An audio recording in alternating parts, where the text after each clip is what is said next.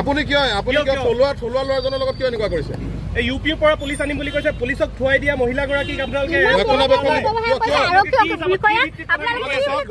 আৰক্ষী বিষয়া আহিছে গোলাঘাট জিলাৰ তেওঁ ইয়াত এটা এনেকুৱা ভূমিকা গ্ৰহণ কৰিছে যে থলুৱা ল'ৰাজনক তেওঁ দিয়া যিটো অভিযোগ আছিলে সেই অভিযোগ ইনষ্ট্ৰাকশ্যন আছে নেকি এনেকে ক'বলৈ ৰাজেন সিং ছাৰৰ ইনষ্ট্ৰাকশ্যন আছে নেকি এনেকে ক'বলৈ আপুনি এই বিষয়ত আপুনি দেখিছে আপোনাৰ মুখৰ আগতে আছে গোটেই ঘটনাটো বিষয়টো আজি সঁচাকৈ ভোক লগা অৱস্থা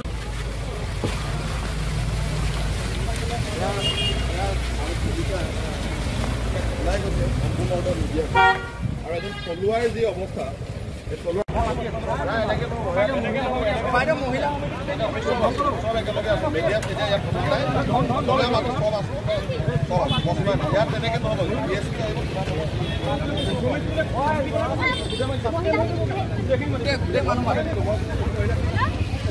গোটেই ঘটনাখিনি মই কলো যিখিনি হৈছিলে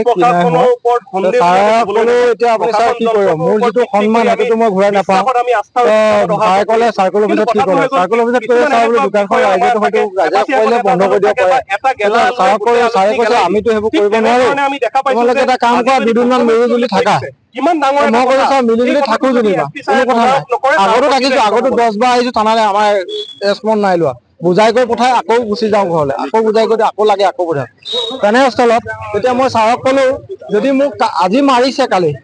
মাৰিছে যদি মোক কাইলৈ কোনো নাথাকে মাৰ্ডাৰ কৰি দিয়ে বা ফচাই দিয়ে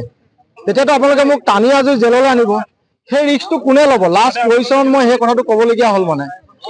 তেতিয়া ছাৰে কৈছে সেইটোতো ৰিস্ক মই ল'ব নোৱাৰো এতিয়া যদি মই গোলাঘাটলৈ গৈ থাকো ইন কেছ মোৰ কিবা হৈ যায় সেইটোতো এক্সিডেণ্ট কেছ হ'ব সেইটো মই নাজানো বোলে সেইটো মই তেতিয়া ছাৰ মই ইয়াত থাকি কি লাভ আছে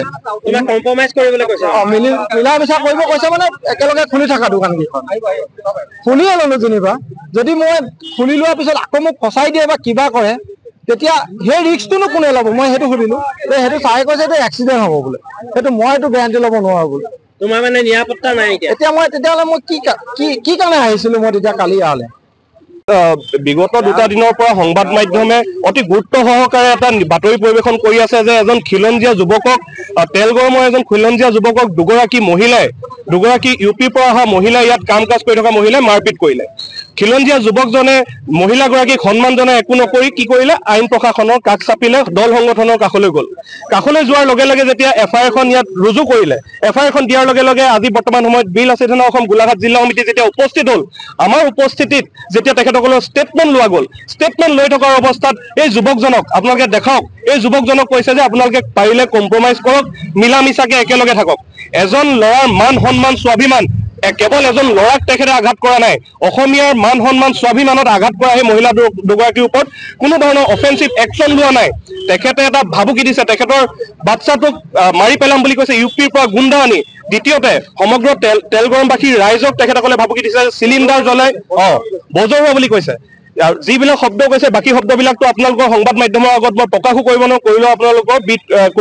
কৰি দিব ছেকেণ্ড কথাটো হৈ গ'ল এখেতৰ ভিতৰত এটা চিলিণ্ডাৰ সোমাই আছে চিলিণ্ডাৰটো লৈ তেখেতে হেনো সেই গোটেই দোকানখিনি আশে পাশে থকা দোকানখিনি চব জ্বলাই দিম বুলি ভাবুকি দিছে তাৰ স্বত্বটো কিন্তু ইয়াত থকা যিজন ভাৰপ্ৰাপ্ত আৰক্ষী বিষয়া আৰু যিজন ডিএছপি গোলাঘাট এছপি অফিচৰ পৰা আহিছে তেখেতে কম্প্ৰমাইজিং কৰিবৰ বাবে ক'ত সাহস পালে কম্প্ৰমাইজ কৰিবৰ বাবে পুলিচৰ কাম হয় জানো কম্প্ৰমাইজ কৰা দুটা পাৰ্টিৰ মাজত কম্প্ৰমাইজ হ'ব তেখেতসকলৰ মহিলাগৰাকীয়ে কথা পাতিছিলে নে এইজনে কথা পাতিছিলে কম্প্ৰমাইজৰ কথা আজি দল সংগঠন মহিলা সমিতিৰ পৰা আদি কৰি যিমানখিনি তেলগৰমবাসী ৰাইজ ইয়াত আহি উপস্থিত হোৱাৰ সাৰ্থকটো কি হ'ল পুলিচ প্ৰশাসন গোলাঘাট জিলা সমিতিৰ ওপৰত আমাৰ আস্থা আৰু বিশ্বাস একেবাৰে হেৰাই গৈছে ৰাজেন সিং ছাৰে যদি এছপি ছাৰে যদি অতি শীঘ্ৰে ইয়াৰ ওপৰত এটা তদন্ত নকৰে ডিএছপি ছাৰে কি ভিত্তি কৰি যে তেখেতক ইয়াত কম্প্ৰমাইজ কৰিবলৈ ক'লে তাৰ যদি তদাৰক নকৰে তাৰ বিৰুদ্ধে কিন্তু গণতান্ত্ৰিক আন্দোলন হ'ব চাওক সেইটো আপোনালোকে সেইটো ৰাইজে দেখিছে সমগ্ৰ তেলগৰমবাসী ৰাইজ বা ইয়াত যিমানখিনি উপস্থিত ৰাইজ আছে সংবাদ মাধ্যমৰ ব্যক্তিসকল আছে তেখেতসকলে দেখিছে ডিএছপি ছাৰক যেতিয়া প্ৰশ্ন সোধা গ'ল ঠিক আছে তেখেতে আনচাৰ দিব নোৱাৰে কিন্তু কম্প্ৰমাইজ কৰিবলৈ ভিতৰত নি পেলাই ক'বলৈ ক'ত সাহস পালে আমাৰ প্ৰশ্ন তাত যিকোনো খবৰৰ বাবে যোগাযোগ কৰক 7099017330 লগতে 7099017110 নম্বৰত